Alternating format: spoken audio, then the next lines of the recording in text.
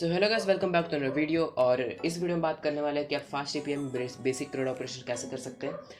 तो मैं आपसे बहुत लोग ये सोच रहे होंगे कि मैं जैंगो या फिर फ्लास्क क्यों नहीं यूज़ कर रहा। इसका इनका नाम है, इसे गूगल यूज़ करती है, इसे इंस्टाग्राम यूज़ करता है, इसे यूट्यूब यूज़ करता है। तो हाँ, वो यूज़ करते हैं क्योंकि वो अच्छा है। पर मुझे फास्ट एपीआई और भी अच्छा लगा एपीआई डेवलपमेंट में खासकर, क्योंकि हमें जैंगो में रेस्ट में यूज़ करना पड़ता है। फ्लास्क में पता नहीं क्या चल रहा होता है, जेसनिफाई कुछ चल रहा होता है। पर उन दोनों में एसिंग सपोर्ट नहीं होता। और आज जो भी मॉडर्न एप्लीकेशन जैसे Node.js, उनमें एसिंग सपोर्ट है और पाइथन में भी है, पर वो जैंगो में नहीं है। तो हम जैंगो को एसिंग ज़रूर बना सकते, पर कुछ एफर्ट्स लगेंगे उसमें। तो फास्ट एपीआई बिना किसी एफर्ट्स के हमें एसिंग सपोर्ट दे देता है। तो हमें क्या करना है, सिंपली एक वर्चुअल एनवायरनमेंट बना दिया है, वो है एन, और मैंने प्रोजेक्ट का नाम दे दिया है एपीआई। और हम बेसिक से स्टार्ट करने वाले हैं बेसिक क्रेड ऑपरेशंस पे। तो मैं यहाँ पे क्या यूज़ करने वाला हूँ, मैं यूज़ करने वाला हूँ डीबी ब्राउज़र। तो मैं इसे भी ओपन कर लेता हूँ। तो ये है हमारा डीबी ब्राउज़र। और अगर मैं जाऊँ सर्वर पे तो बेसिकली कुछ भी नहीं है।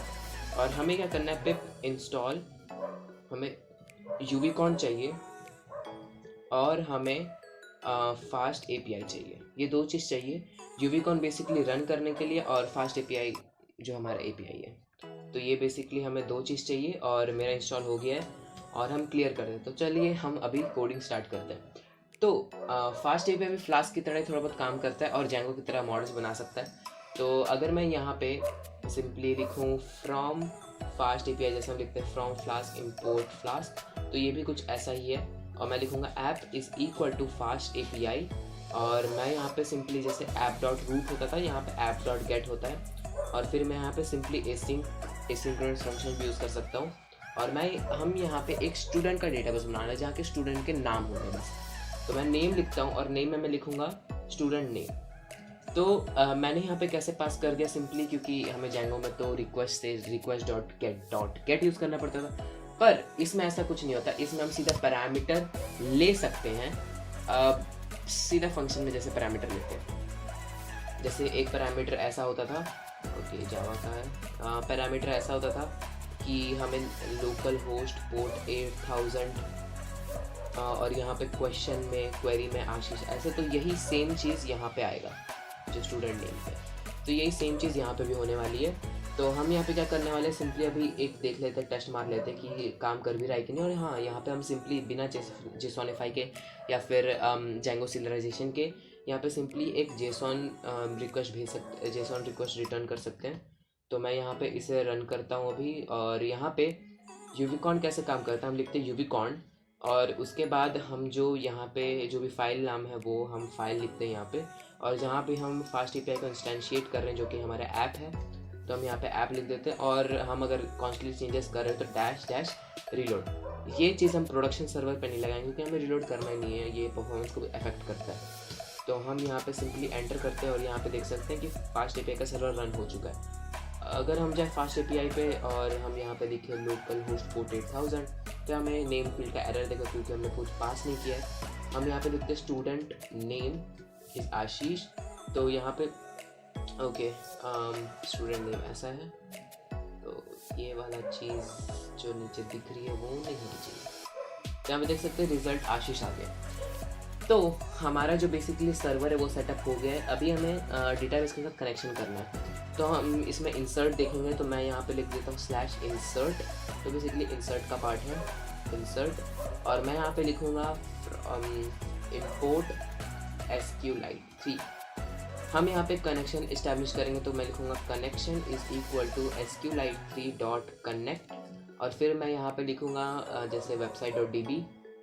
और उसके बाद हम यहाँ पे करने वाले con.close। तो हमने कनेक्शन भी क्लोज कर दिया है। अभी हम यहाँ पे जाएंगे और जैसे ही हम इससे, जैसे यहाँ पे अभी कुछ नहीं है, यहाँ पे अभी कुछ पूरा खाली पड़ा है server.py के अलावा, इसे रन करेंगे तो ओके डिटेल स्टूडेंट नेम, इसे क्या हो गया, ओके /insert पे जाना है। हम यहाँ पे जाते हैं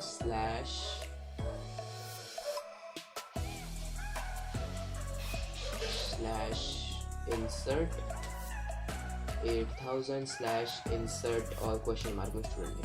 तो यहाँ पे देखते हैं आशीष आ गया, और यहाँ पे जो वेबसाइट डीबी है वो भी क्रिएट होगी अपने आप, क्योंकि हमने कनेक्शन बना दिया था और पाइथन को नहीं दिखता तो वो अपने आप बना लेता है। स्वैग देखो, और उसके हम जाते हैं प्रोजेक्ट्स में, ऐप API में, और यहाँ पे वेबसाइट और डीबी को खोल देते हैं। यहाँ पे इंडेक्स में क्रिएट करना है, टेबल क्रिएट करना है, जिसका टेबल का नाम होगा स्टूडेंट नेम, नेम्स लिख देते सिंपली, और मैं एक फील्ड ऐड करूँगा जो होगा PK बेसिकली प्राइमरी की, और वो होगा प्राइमरी की और ऑटो इंक्रीमेंट, बेसिकली हमें कुछ ऐड नहीं करना है।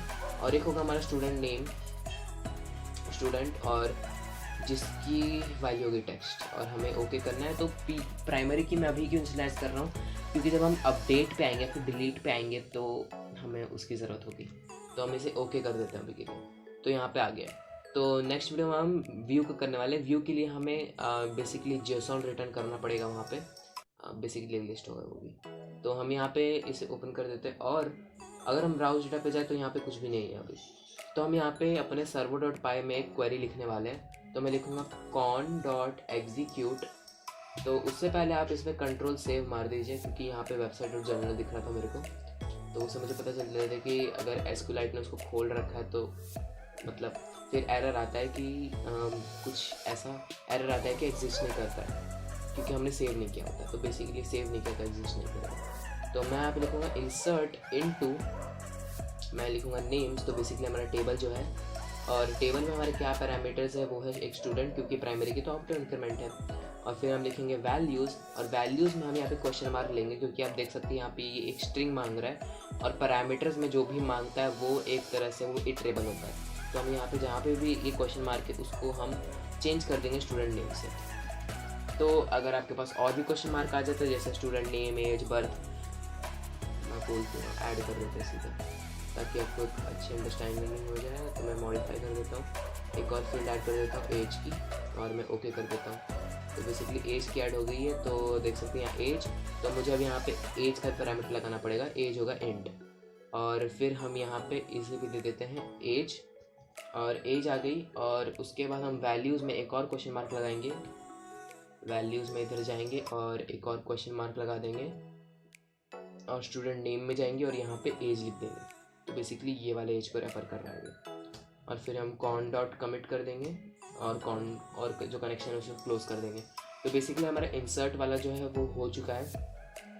तो अगर हम जाएँ तो ये स्टूडेंट नेम हमने भेज दिया है, और बेसिकली मेरे डेटाबेस अभी कुछ भी नहीं है।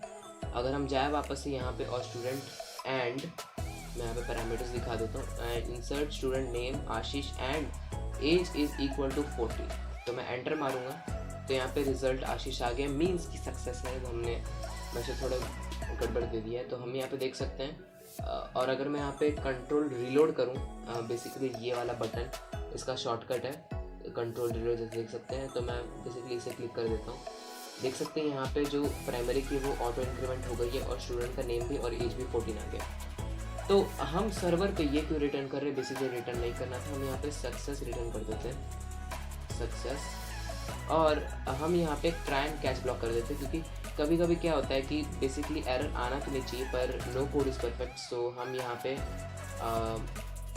एक्सेप्ट रिटर्न कर देते हैं एरर, क्योंकि अगर आप जैसे कि कोई एडिंग या फिर कोई फंक्शनैलिटी बना रहे हैं और उसमें जैसे एरर हो चुका है पर रिटर्न कर दिया सक्सेस, क्योंकि बाद में जब पूरा कोड रन होगा तो रिटर्न वो सक्सेस ही दे रहा है, तो आपको फाइंड करने में बहुत परेशानी होगी कि ये हुआ क्या, क्योंकि डेटा ऐड नहीं हो रहा फिर भी सक्सेस होते जा रहा है। तो बेसिकली जैसे मैं सिंपल एग्जांपल दे देता हूँ, ओल्ड स्कूल एरर कि can not concatenate string with int. तो अगर मैं इसे रीलोड करूँ तो एरर आ जाएगा। क्यों आएगा, क्योंकि कॉन्कैटिनेट हो ही नहीं सकता, उसे इसी लाइन पे एरर मिल गया, तो वो ट्राई कर ही नहीं पाया नेक्स्ट लाइन को, और सीधा एक्सेप्ट पा के रिजल्ट एरर दे दिया। तो यही था सिंपल कि आप इंसर्ट कैसे कर सकते हैं, और बेसिकली आप इसमें बहुत कुछ इंसर्ट कर सकते हैं। जैसे अगर मैं और भी इंसर्ट करूँ, मैं नाम दे देता हूँ, जैसे लेट्स से रोहन और राहुल, और मैं इधर एंटर मारूँ और इधर रिफ्रेश करूँ तो रोहन राहुल और प्राइमरी की अपने आप अपडेट हो गया। तो नेक्स्ट वीडियो हम देखेंगे कि आप इसी चीज़ को इटरेट कैसे कर सकते हो 1 by 1, ताकि आप इसे एक रिप्रेजेंटेड फॉर्मेट में कहीं और जैसे एंगुलर हो गई या फ्लटर हो गया उसमें आप इसे इंटीग्रेट कर सकते हो। तो मैं मिलता हूँ आपसे अगले वीडियो में। टिल देन सी या, हैव अ गुड डे।